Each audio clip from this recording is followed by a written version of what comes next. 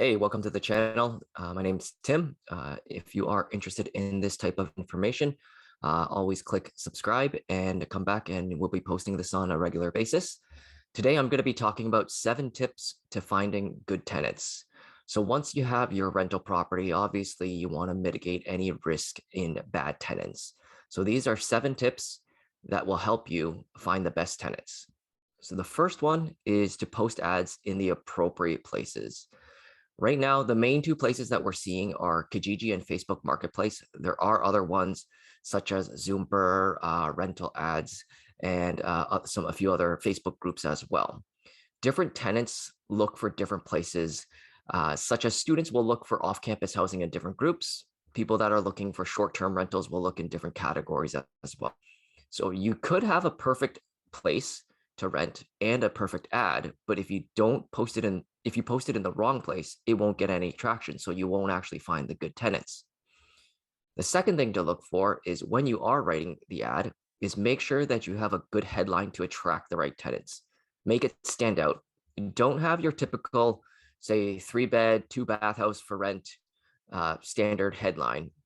You can use different symbols at the start of the headline to kind of make it more attractive. I use the kind of the arrow things that are on the text. I'm not sure exactly what they're called, but I use this at the beginning, and call out exactly what your place is offering. Something like renovated upper unit 3-bed, all inclusive, move-in ready. Something to entice the potential tenant to click on the ad. So you want people to be clicking your ad to making sure, and this helps kind of determine who's going to be clicking on it, and the people that are already reading it will be better tenants already.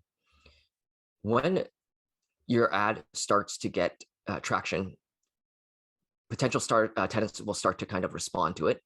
And the best thing to do is have a template or use something like Google Forms. And I ask 4 main questions typically. So you can add a few more or you can add a few less, but these are the 4 main ones I ask.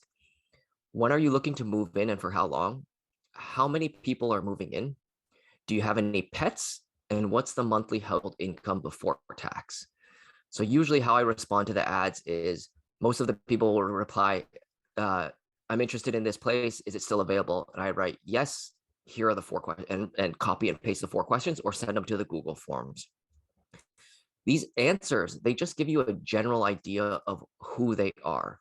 You don't want to waste your time and you don't want to waste their time as well. For example, if you're renting a duplex and you know the existing basement tenant has allergies to dogs and cats, you let the upstairs tenants know that they won't be a good fit if they have dogs or cats. So you can kind of screen them out beforehand.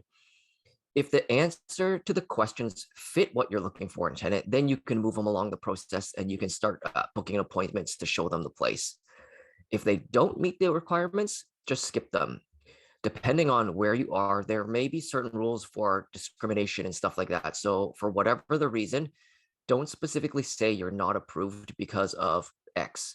Just skip it. Don't book an appointment with them. The fourth tip is try to get the tenants to show up the same time when they're actually viewing it or very close to it, so there's some overlap. It might be a little bit more difficult with stuff that's happening right now with COVID and everything, but even then, you want to kind of create the demand for the property so other applicants can see each other and they want the property, because people typically want what other people want as well. You're not trying to get more rent. You're not trying to create a bidding war, although it does sometimes happen. You just want to create the demand so people are interested to take the next steps quicker. And when they do show up, let them freely see the place. You don't want to hover over them and follow them around telling them this and that. Just let them see the place. Let them to make sure that they like it themselves.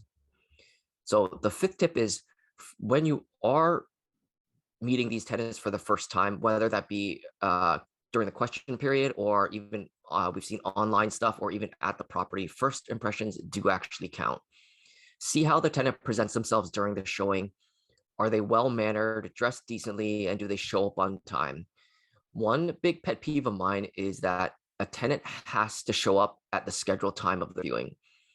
But if they're late, they have to message me first. If they don't message and they, for example, show up 10 minutes later, I will not show them the house to them. I'm generalizing a little bit, But if you can, if they can't show up for a scheduled appointment or let me know that they're running late, how likely is it that they may or may do the same for their monthly rent? So it does generalize a little bit, but that is a big pet peeve of mine when I'm showing is that if I set up appointment time for say 1 o'clock in the afternoon and they don't show up and they don't send me a message saying they're going to be late and they ring the doorbell at a quarter after 1, I will not let them in. Um, the sixth tip is once you get the people to seeing the place and people are interested, get applications done as quickly as possible. So if the tenant shows interest and the application is a right fit and they meet the right criteria, get the leases signed, get the deposits done.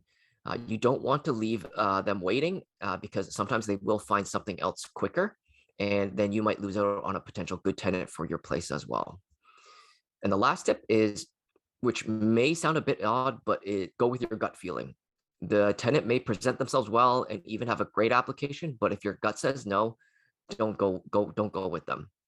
So it's a little bit odd to go with your gut feeling with some of these things, but a lot of times, even when you bought your property, you went with a gut feeling as well, even though and all the numbers worked and stuff like that. So same thing with the tenant is if for some whatever reason, it gives you your stomach starts to churn or whatnot, and you don't have that good gut feeling, don't approve of them, don't give them, don't let them have the place as well. So hopefully those 7 tips will help you find a good tenant. And again, if you are looking for more information and content like this, please subscribe to the channel and hit the like button. Thank you for watching. If you want to learn how to invest in real estate from scratch, my team teaches beginners how to use the #1 investment strategy that I personally use in a virtual free training class every month. Go to investortraining.ca/YouTube to register for our next class. The link is also in the description as well. I publish at least 2 to 3 videos a week here, so subscribe if you want to keep learning from seasoned investors like myself and my guests. And if you're just starting out, feel free to ask questions and comment below, and I do the best to answer each of those comments and questions myself. Again, if you're ready to learn the nitty-gritty about real estate investing from a professional investor, register for our next virtual class. That's at investortraining.ca/YouTube. Thanks again for watching. See you in the next video.